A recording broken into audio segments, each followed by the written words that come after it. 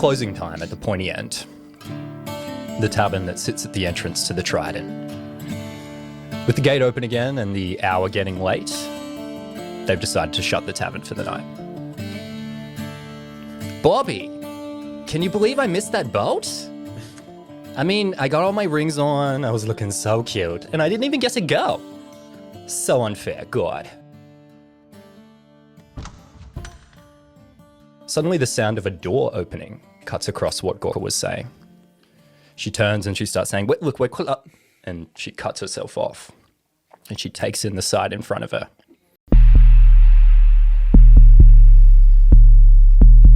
A huge, bald Goliath walks into the tavern. And he says, look, I'm sorry. I mean to bother you so late. I can see you closing, but I think you can help me. And he takes a heavy pause. You hear Gorka swallow, and she says, look, friend God, we can't help you now. Come back tomorrow when we're open, and we'll see what we can do. God. He sort of chuckles a bit. He's like, we see, the name's Victor, and I'm looking for someone, and I think he's been here.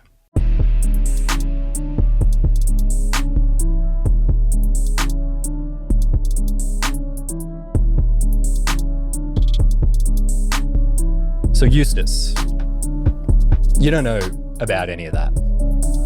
Cool. That was last night. And last night, you were busy fighting mold men. But right now, it is the next day, and you are standing in a back alley, close to the leading markets, the main center of commerce at the Merc. You've been there many times before.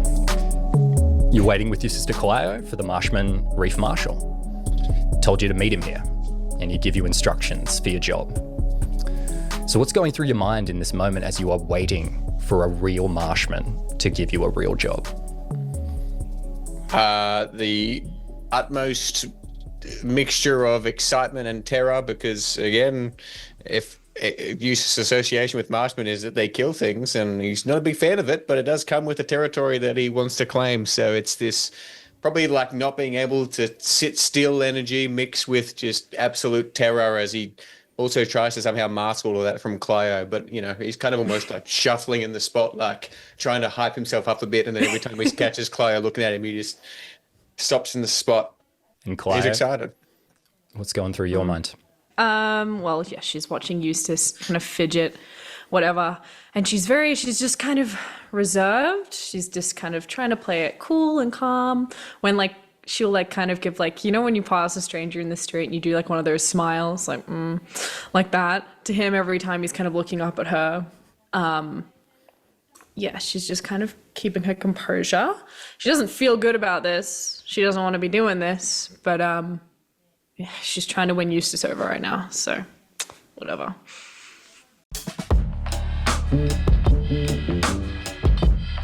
Suddenly, you hear footsteps from beyond the corner of the alley.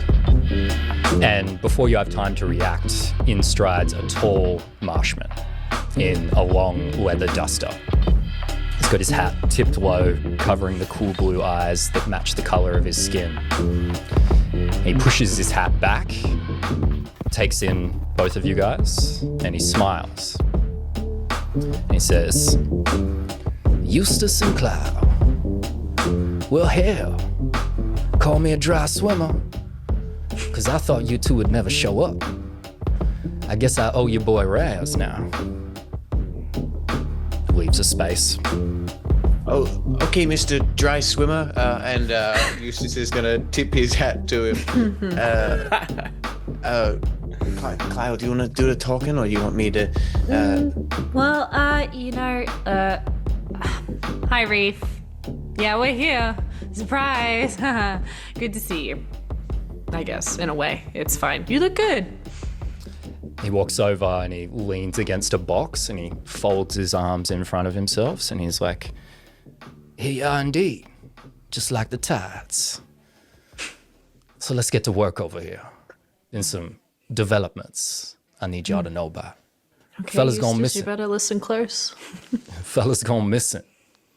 Young boy. Folks around here, they're calling him Campbell. Over here, talk is, he might have said no to the wrong people. Know what I'm saying? Yes, yes, we know what you're saying. A young boy named Campbell has gone missing, Mr. Reef. What what does what does he look like? Well, see, that's what's funny, you know. That's all I got. Like, I don't even know what he is, you know. Like, people get tight-lipped when they see old Reef. One idiot told me it's a birdie boy, slumming from upstairs. Can you believe that? Stupidest thing I ever heard.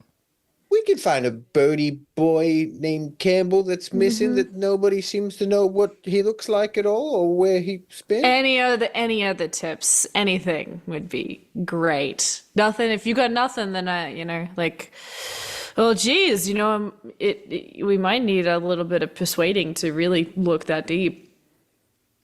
So the reason I'm telling y'all this here is things are happening fast with these thorn cutters. We got one dead person that I know about. And now someone's missing. You two. And he makes eye contact with Choir.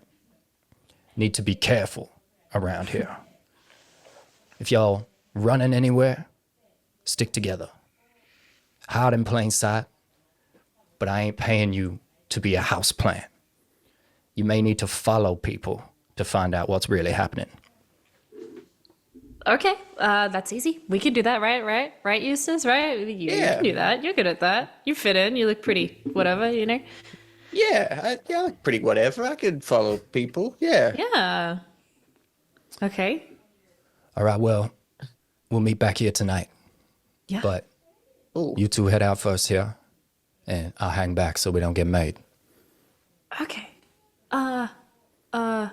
Hey, Reef, just, thorn cutters. So, like, how did you hear about this in the first place? Maz watched the head of the Marshmans.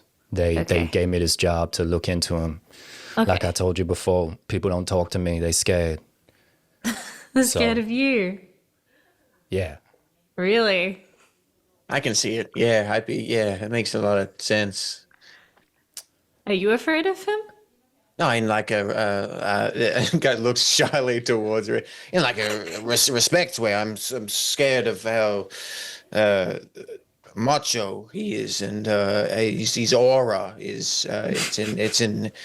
We should go look for the kid now. If we have to be back here tonight, that's not a lot of time, and we don't. Well, I ain't saying you have to find the kid. I'm telling you, stuff is getting wild out there. People going missing. Someone's dead. I'm sending you kids in there to find out what's going to happen. So I'm asking y'all to be careful. Yeah. No, I'm sending you young adult and child in. Okay. Well, I don't suppose the average missing persons report on young people is not very good after the first 24 hours, so we probably don't have a big window of time to try and find the kid. Yeah, we should keep standing here and talking. That'll help. Just keep your eye and your ear out for the words thorn cutters. Okay. If you hear that, follow it. Or really, if anything crazy happens, just follow what happens and tell me. But don't get involved. Okay. Oh, yeah. Yep. Yeah, we can. Yep. He's gonna just slap Clara on the shoulder. Yeah, we'll go do that now, Mr. Reef, and then we'll get more jobs from you. Yep. Yeah. Okay.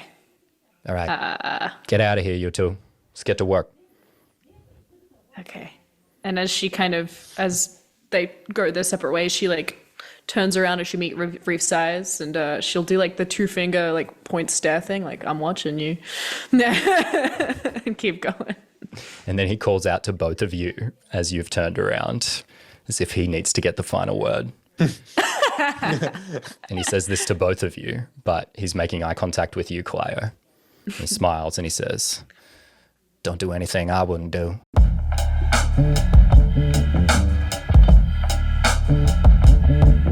He thinks he's so cool, doesn't he? He's so cool. Oh no, like you said, he's scary, right? You don't want to be feared, do you?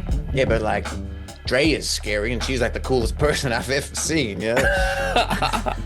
Oh, the sweet boy. Ever say I've done some pretty cool things, you know? Like I took you fishing. Yeah, that but was like, pretty cool, right? Like cool in the same way like mom used to make us birthday cakes. Like it's like, oh, that's cool, but it's not like That was cool. You caught, I helped you. You caught that salmon, and then I helped you skin it. That was fun. No, remember? I didn't want the skin. I wanted to put it back in the water.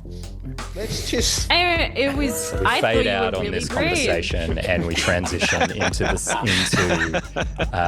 interior of Pondside Smithy, which is sweltering. The heat radiates from the forge all throughout this stone structure, but that doesn't really bother you, Torrin. For a dragonborn like you, and for the old blind lizard folk blacksmith that owns this place, heat isn't really a problem. So you are currently seated at the dining room table and you're having a cup of tea with the blacksmith. Her name is Heatseeker Mensk, and she has olive green scales and milky white eyes. She's blind from using the forge for many years, and her mind has become a bit clouded as a result. So you are currently telling her about your day yesterday, meeting the 4 strangers and the encounter with Barnabas on the Trident. And she nods for a fraction too long as you finish making your statement, and you wonder how lucid she actually is. Then she starts to speak. The light of the forge shines on the dark, always. Cannonball Cameron, I know him from before, when I still left this forge. You seek him. Yeah, we got told that he may have some information, and we got like a card to give him. So apparently we give him this card and he gives us information. I have no idea. Have you ever seen a card like this before? I assume it is one of the cards from the leaning markets, the strange markets of this city. But as you know, my eyesight is long gone. Yeah, I know that. That's why I'm doing it. Tell me of this man you met on the bridge, Barnabas. What happened?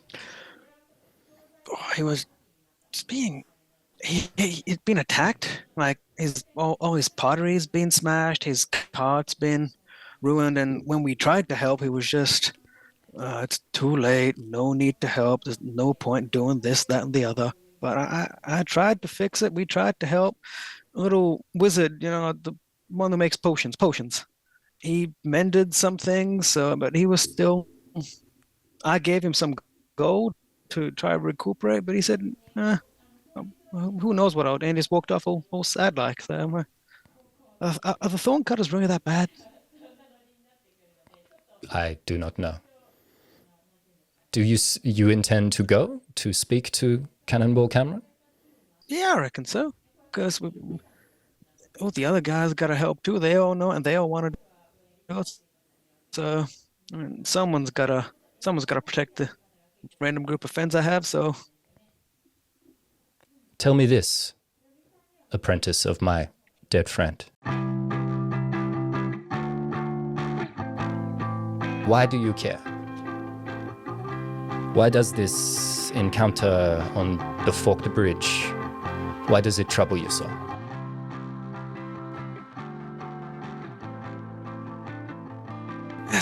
I hate bullies. Like, you know what happened to me, right? Like, I've told you countless times, the raid on the orphanage. I was tortured, attacked. I don't want people to go through that. So if I can stop it, I have to at least try. Then you That's must what go. my master would want. Then you must go. By the light of the forge. Go to the strange markets of this city. Speak to the small man and make your voice heard. Thanks, Mesk. I think that's smart to hear. And I put my hand up for a high five. Clearly knowing she's blind. Just doesn't register it in any way, shape, or form. One day you'll realize, Muscum. One day. I always put my hand up, high fives. You always leave me hanging. I should probably tell you beforehand, shouldn't I? Right. Yeah. I must tend to the forge. Cool. Well, I'm gonna take a few things, probably like a helmet, dagger or two. I'm just gonna take them. Is that cool? Petty physical possessions are of no consequence to the light of the forge. Notice the statement starting to make less sense to what you were saying, feeling like it connects less. And you know that she is sort of starting to go into the state that she goes into as the day goes on and her mind becomes more clouded. And as you start grabbing these things, I think we'll cut away. So at this time of morning, the day has begun in the murk. Serpent's Way is alive with activity, and most of it seems to travel one direction. People push carts and carry boxes as they head to the Lee markets. And in amongst that crowd is a young gnome and an older marshman. They're making their way to the Leaning markets because Double Dillon, the head of the Department of Phosphorant Fungi Cultivation and Implementation, tasked the two of you with finding someone to help clean up the mold. Drea, you know the best place to go to find someone in the murk is the Leaning markets. So I think you've taken Gimbals there. And Gimbals, you are currently explaining something to Drea. What are you saying? So Gimbals has his big, perceived spell book that's on his back out, and he's reading as he's walking. And Dre's probably pulling him out of the way of people and maneuvering him. And he's like, well, you see, most people seem to think that this is a spell book, but it's actually just a record of all my current projects. Well, like these potions, I'm thinking that some of these may be able to help us, but like this one was actually really interesting. I tried to make fire in a bottle, but I've never actually managed to get it to ignite itself. So it still need a match. It's kind of just a useless bottle of oil for now. All right. I also know... Interrupting really rude. I was also experimenting with a charisma boost potion, and with that, it doesn't really work, but it tastes really nice and it gives you a bit of a pep in your step. Work in progress. I've been trying to work out the correlation between coldwood and frost spells to try and bottle a blizzard, but all it keeps doing is making all the wood in the room cold, and I can't really work out why. Where are we going? If you had just let me speak earlier, Mr. Merriweather, I could have told you. We're at the Lean Markets, and you are and she nudges him out of someone's way. And we need to find some fellers that can clean your little office. Oh, Somehow. right, the office. Yeah, that's what I was looking for. And you flick through a couple more pages, and you'd be like, this is the one about the healing potion that grows limbs. That's nice, Mr. Merriweather, but I don't see how it's relevant to what we need to do right now. I mean, everything is relevant in some way or another, but I see your point. Thank you. She kind of look. Would she know anyone, maybe? Well, so I think as the conversation that you're having probably just goes entirely too long, you find Serpent's Way forking off to the right, and over to the left is a wide opening in the walkway. And there's a wooden arch that spans over the entrance, and there's a metal sign hanging from the arch, and there's a hodgepodge of different letters all over it, and it reads the Leaning Markets.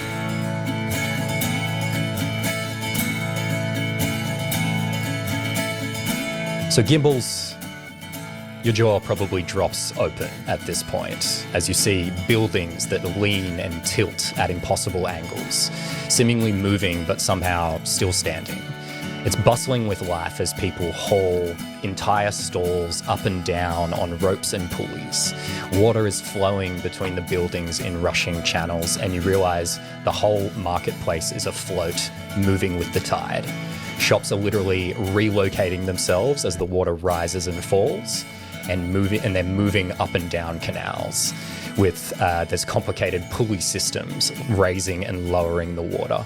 think you take in all of this sight of just like crazy industry and like engineering marvel, but it's also just like ramshackle chaos all at the same time.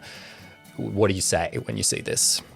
Oh my god, how do they manage this? And he'll like immediately like over the edge of like a balcony or something, and he's like legs are dangling as he's like looking underneath to try and figure out how it works. Please be careful. All right, Gimbals, come on. And she kind of like grabs the back of his shirt to make sure it doesn't fall off. It's like, yeah, it's pretty cool. I know, but let's not do that. Drea, let me tell you something. Nothing is too dangerous in the pursuit of knowledge.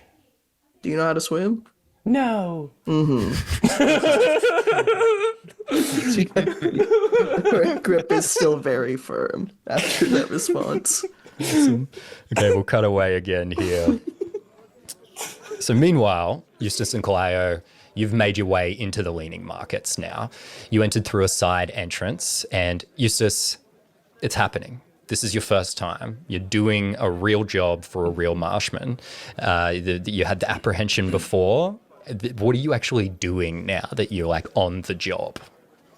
Well, I think it's an interesting one because it doesn't seem like we're being asked to kill anything. So Eustace is even more excited about this. Probably taking this snooping very literally, where he'll just like walk up to a wall and kind of lean there nonchalantly as he tries to on people for like 30 seconds. But then the excitement of maybe not getting information quickly enough passes, and he'll rush over and kind of just keep nonchalantly dispersing between other groups or like hiding beneath them, trying to hear anything really, because he is taking this very seriously because it's a job he is comfortable doing. And Clio, how are you reacting? Singing his own theme music. Yeah. I guess like she's watching again. She's kind of Clive isn't really taking this whole thing like very seriously. This is kind of an exercise to her of just like kind of like letting Eustace feel like he's doing something, letting him feel like he can, he's the boss and he's got it.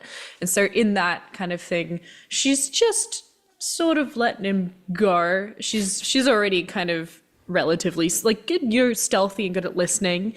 And I guess she'll like lean in to Eustace and she'll say like, hey, so like you're like doing a really good job, but I think you're like kind of, how you're like kind of like skedaddling. Let's say you go to a wall and like stay, and then you're like skedaddling, and it's like, okay, just try to like walk at a normal pace.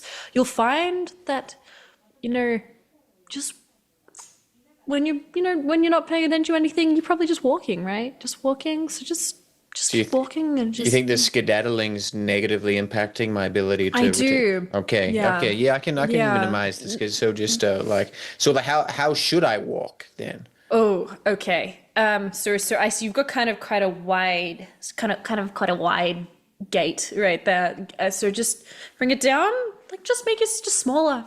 Yeah, you got it. You're like a small guy. Like you're a small little, you're like she like takes his, puts her hand on her head, kind of scruffs up his head a little bit on top of the hat. Like just the less that you're seeing, the better. Tell you what, if we ask around, we could probably find out where maybe some of the thorn cutters hang around. There has to be some sort of like skeevy bar or inn or somewhere where they're probably hanging around. So I don't know if you want to go to the skeevy bar where they're hanging around, because that kind of seems like a bad idea to do if they're very bad people.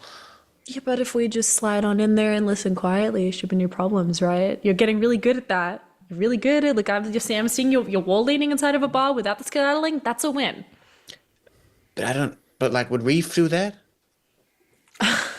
Eustace, you're not Reef. You're you. But he did say don't do anything I wouldn't do. Well, you're already doing things he wouldn't do, like the skedaddling. So okay, good point. Yeah, okay. Yeah. Just play to your skills. Like you got it, okay? Like, you're doing really good. Just what do you think my skills are?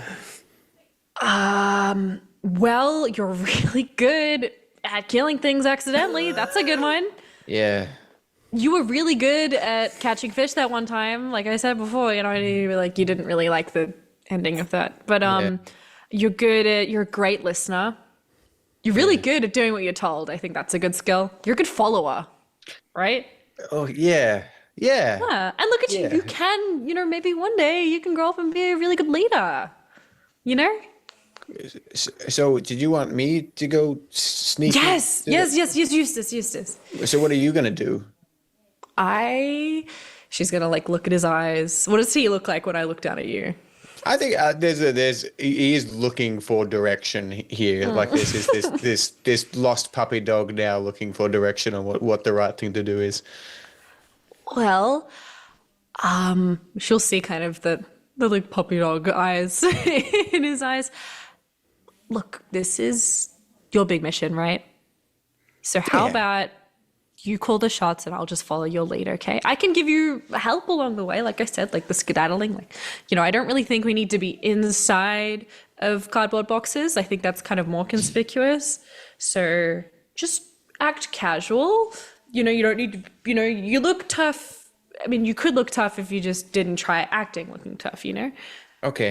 Anyway, like I'll just, you lead the way. But like I said, I think we should go and maybe find out where these guys are hanging out. There's probably a skeevy bar, but that's just my idea. So if you have a better one, like lead the way. I mean, you will have a better one, so lead the way. You got it. Eustace, like sorry, I know, like I'm like a mess. Let's get some rolls here so we can at least figure out what's in front of you guys and where you are at the moment. So Looking for the dodgiest looking building possible. yeah. So you're at sort of an intersection in the markets at the moment, and you'll note that Reef was like, find somewhere to hide in plain sight and then observe what you see happening around you. So yeah, you can look for a dodgy building, or you can look for a place to hide. Probably both, actually. This is what this role would serve. Just a perception check? Perception or investigation, whatever you would prefer. My percent, both of them are +1. I'm never winning. Oh. Is my curse broken? We'll find out. What did Cass roll? I rolled a dirty. Oh, you rolled a dirty 20, and I rolled a 16. 2 I rolled a 20s. dirty 20. No, Maybe I just got a 16. Oh, okay. Okay, good rolls regardless. So I think looking for dodgy places around here, with a roll like that, I think you would remember that Reef told you that there were people showing up and hassling people who were already here. In addition to that, like the markets are afloat. Everything is in motion at all times. So it's hard to find essentially a dodgy looking building. But I'll say there's like kind of like a weird staircase that kind of attracts your attention, kind of leads out of the markets and just more into the city in general. It's kind of a ways away. But that leaps out to you guys with such high rolls. And then for a place to hole up, you guys spot like there's a vendor stall nearby, and you notice there's like really well positioned at the junction of like two busy walkways. There's a bench that you guys could sit on and be like totally inconspicuous. It wouldn't be obvious to anyone who doesn't know who you are, that you are like observing what's happening. Yeah. I think that's definitely something we'll do along the way to this more odd staircase. We'll stop along the way and just kind of take in whatever's happening around us. Yeah, absolutely. Yeah. Love that. We'll cut away there and we'll go to Torrin now. So Torrin, you are heading down Serpent's Way on the way to the Leaning Markets, and you've decided to go and try and meet this Cannonball Cameron. Heatseeker Mensk told you the office where he'll probably be, but you haven't been to this market many times before, and you know it is mega confusing when you get there. So what's going through your mind as you're heading there? How many times do you reckon I've been here before? Like, am I like Twice. So I'm like comfortable walking around, just don't know my way. No, and you know that both times that you've been there, the layout has been totally different. I'd be like, oh, God, where was it now? I'd be confidently walking, thinking I know where I'm going, but at the same time, I'm just thinking to myself, where is it? I reckon after like 10 or so minutes, like he's just gonna stop a random looking just like a random person. What's the office I'm looking for again? What's it called? It's just like the market organizer's office. So you go to stop someone, you grab them by the shoulder, they spin around. It's that bloody rainbow Aarakocra from before. And she's like, I mean, really, is everyone in this city so... And she realizes it's you. Hey, and she's like, Oh my god. Of course it would be you. What are you seeking me out just to bother me? No. Maybe a little. A little? Nice weather we're having, isn't it? Brilliant weather, isn't it nice? Oh my God, it's so nice.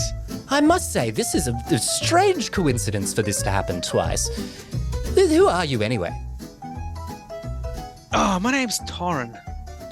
Torrin. Yeah, yes. Well, my dragonborn friend, my name is Mary Canary, and when you're as old as one such as I, you don't believe in coincidences. And something tells me you have a purpose of some kind. And I have a sneaking suspicion that our purposes, they may align. So, out with it then. What are you up to over here? Look, I really just need some help, and I just stopped a beautiful-looking Aarakocra, and I just needed some help finding the market organizers. Well, listen, my dear boy, flattery will get you everywhere, but there's something else happening here. I know it. I know these things. What are you really looking for at this market? Why are you going there? Just curious about potentially starting a business. Maybe looking for someone called Cannibal Cameron. It's details of a few things here and there. But why? I mean, what has motivated you? Surely something has motivated you. Because our interests, as I say, they may align. Why do you seek out this man, Cannonball Cameron? Look, I gotta be straight to you. Thorn cutters. You heard of them? No. Who are they? Bad people. And I'm the one tasked to stop them.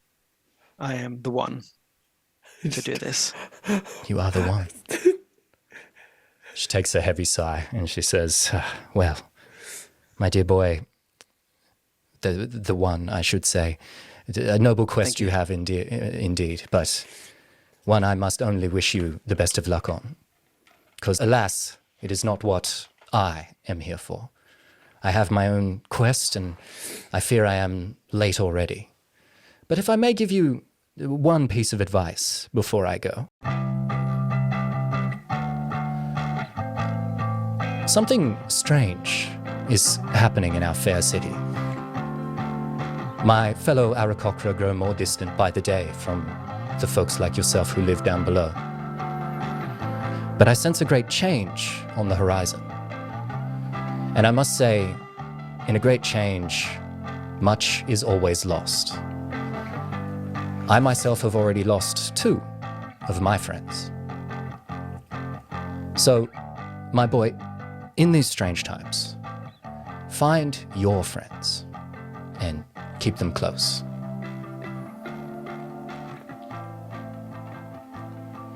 Okay.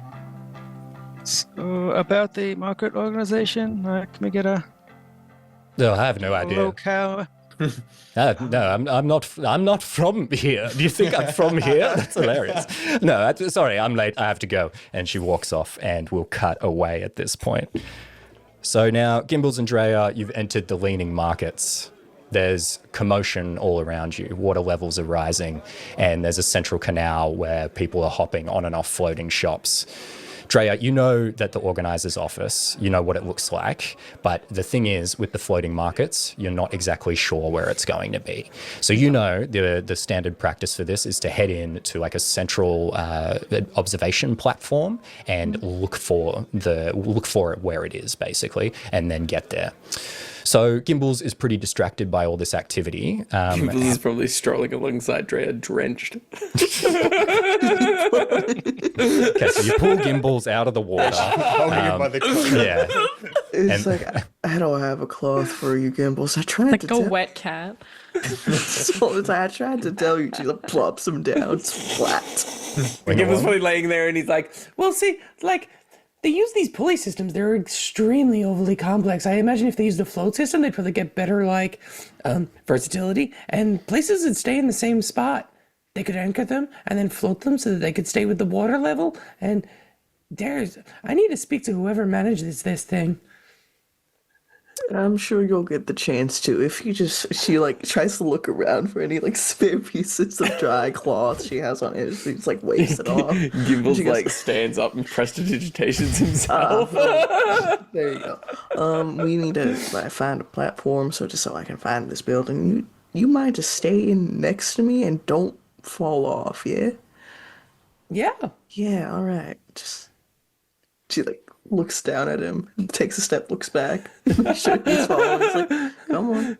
You see him every couple of look backs, you'll see him like Gimbals. Mr. Merriweather here every single time. that guy had a toucan on his shoulder. No, here, Mr. Merriweather. Oh, I wanted to know whether it was a bonded familiar or whether it was just some animal that he's trained.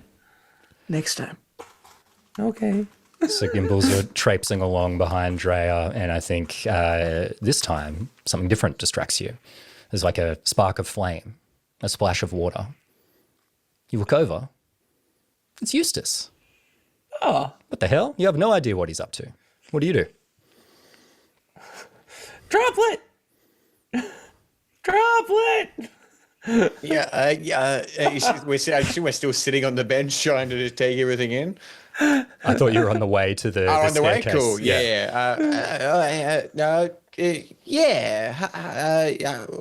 Claire, do we acknowledge that we know them, or is that not nonchalant? I would, if they're your friends. I don't think I've been noticed yet. So, if he doesn't see me, that's fine. I want to talk to him. I think he looks at you and tries to not break a smile across his face, and he's like, "They are my friends."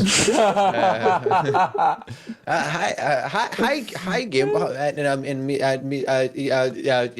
Drea. Hi, good to funny running. Well, how did you spend your night? I think I'm That was a gonna lot of fade sounds into the and not a lot of background if I can. Sorry, I think we should actually, like, Gimbals and Drea, Gimbals, you just spoke to Eustace. Eustace immediately turned and spoke to Clio. Doesn't feel like you wouldn't have noticed Clio there. I did say it was a spark of flame and a splash of water. So, yeah, I think you've seen Clio there as well. Yeah. Oh man. It's like, I see that you still have Thief Lady with you.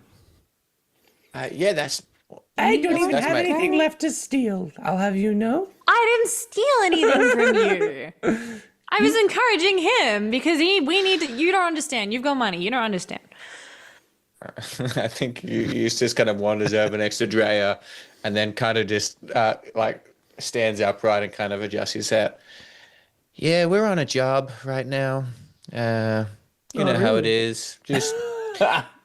Just marshman business, I guess. Official.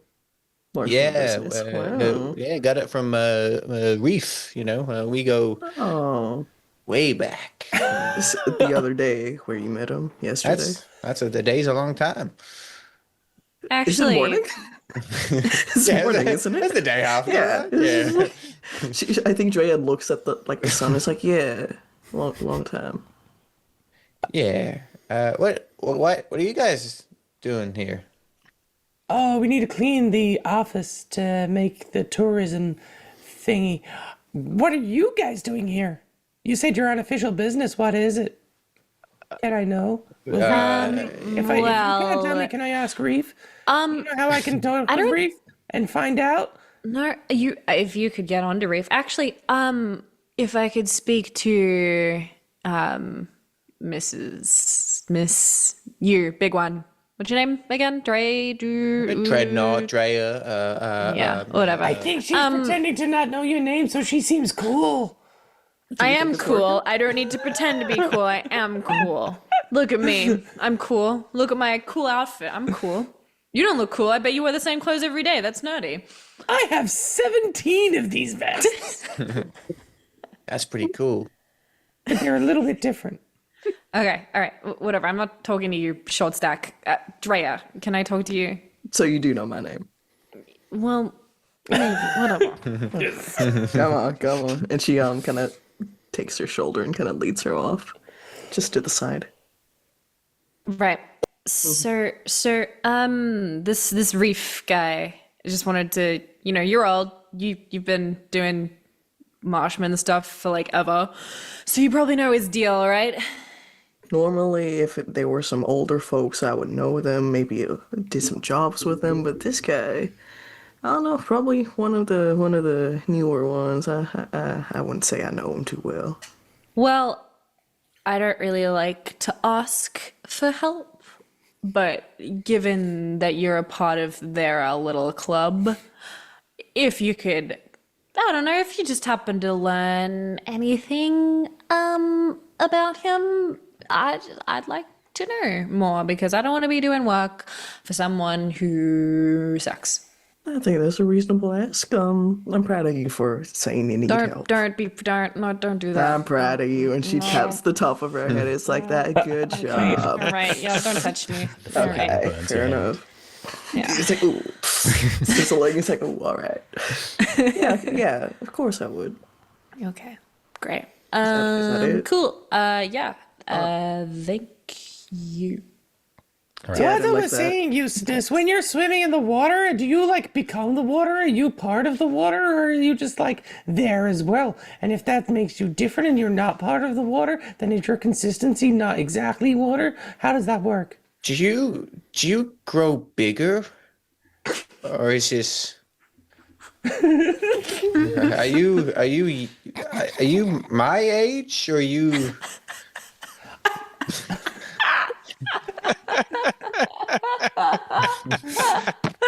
Is this a boss baby situation? I am the ripe old age of 33, which is considered an adult in my circles. Okay, that's good to know. I thought it doesn't matter. I don't become the water. I guess I never seen myself in the water, so I guess I kind of. You're a very interesting and philosophical person, Mr. Gimbals. Philosophy is just an answer that we don't have yet. You haven't happened to see a missing bird boy, have you? Bird, I mean, Double Dylan's a bird boy. I guess you wouldn't know he was missing if you saw him as well. Well, I guess we're back to no leads on the bird boy. Right, following that, we'll cut over to Torrin. So, Torrin, the strange Aarakocra Mary Canary left a while ago. I think you probably grabbed someone else to get some directions, and they told you to go to this central observation platform to try and figure out where the market office is. And I think Heatseeker Mensk kind of described it to you as well, while they were still a little bit lucid, so you know what to look for. But I think Mary Canary's words are still ringing in your ears. This find your friends and keep them close. What does that mean to you? What are you thinking about? This is where we take him back again to like the orphanage time, because like growing up, he doesn't know his family, doesn't know if he has any relatives out there, doesn't know anything, and the only family he did know all the kids growing up and people at the orphanage.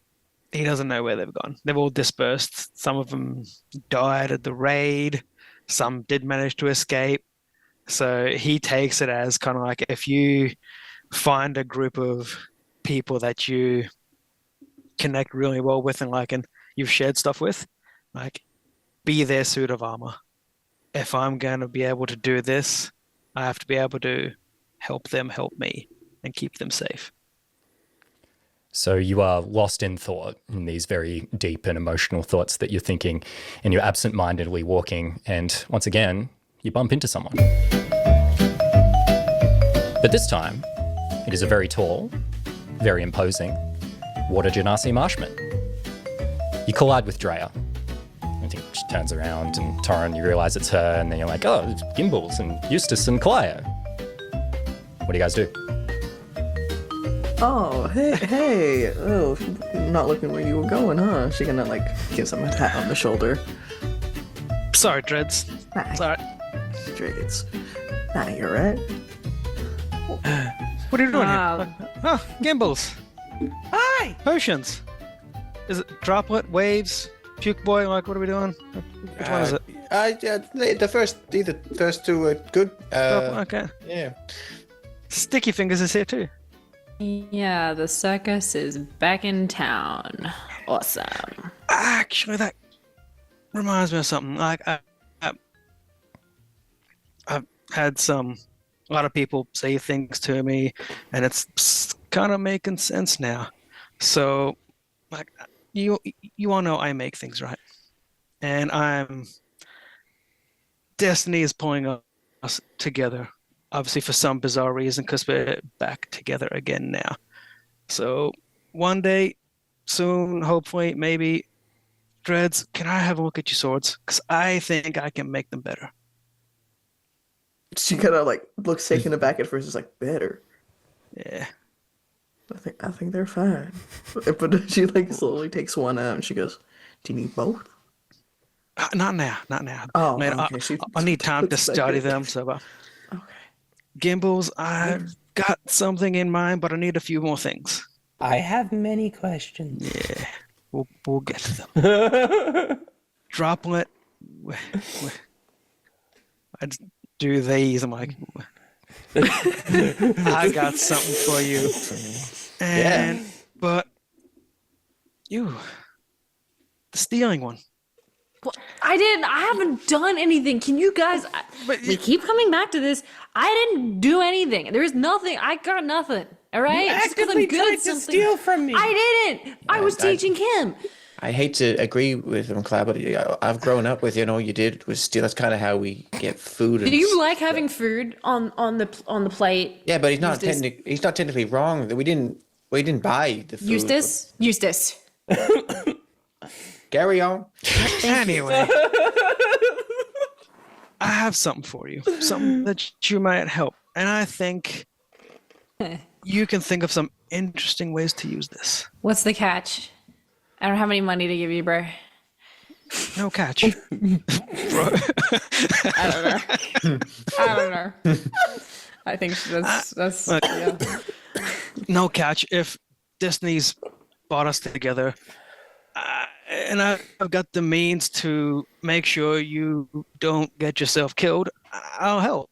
What are you saying? I'm not gonna get myself killed. I'm good at it. And hey, I like, just because it's like I know I'm not gonna owe you in the future or anything. I'm sorry. Like, I don't take handouts. I do take handouts, but not if they're given to me. I'm not gonna owe you. So like, whatever it is, just keep it. I'm good. I think Eustace got to elbow Clio. Just think of it like you're taking it from him, and then that can trick your little mental thing where you think you're better than everyone, and you could just take the thing. Yeah, pretend you're stealing. In fact, what if Torin, you could just like put it in your back pocket and turn around, and then. Okay. Yeah, I see. All right. Okay. Fine. Why? What do you like?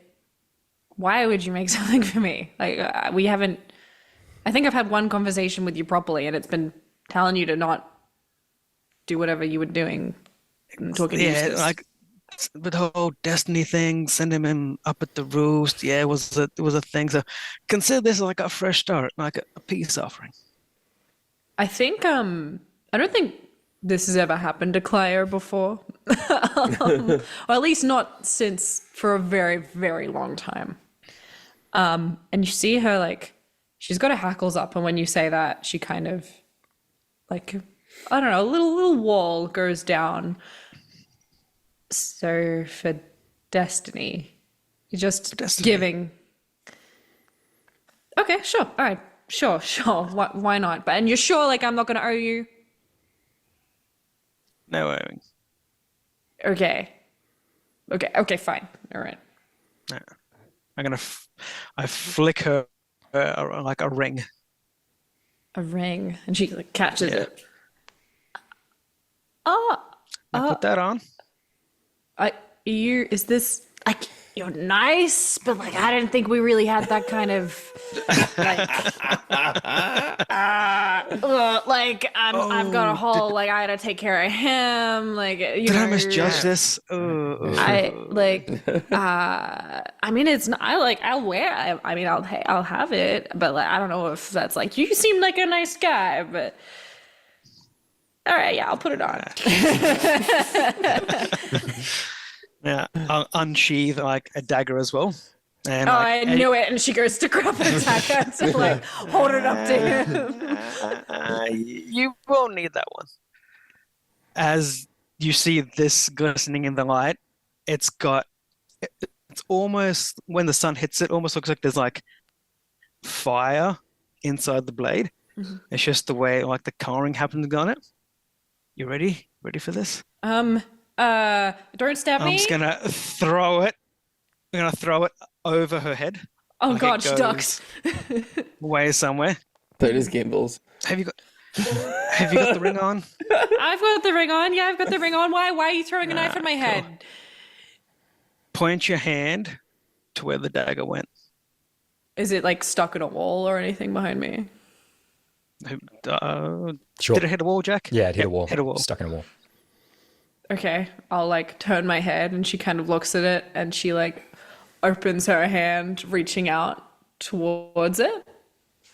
And you see the ring starts to have like a little bit of a red fiery glow, and the dagger just returns back to your hand. Whoa! No! Whoa! How did you do that? What? And she like flings. She piffs it again. Wow! Look at it go! Boom! Psych! It's in my hand. Wow! Oh, dude, that's pretty cool. I'm pretty amazing. But see, the interesting thing about this is the trajectory it goes to your hand. So if you move your hand, it'll go that way. So if you hold it straight, it'll come back straight. So I think you could do some fun things with that. I'm gonna get so many headshots with this. Okay, and she's gonna sheath it. All right. Maybe you know what? Maybe I misjudged you. Okay. I think it's worth marrying him for that. Suddenly, a scream rings out across the leaning markets. And that is where we're going to end the session.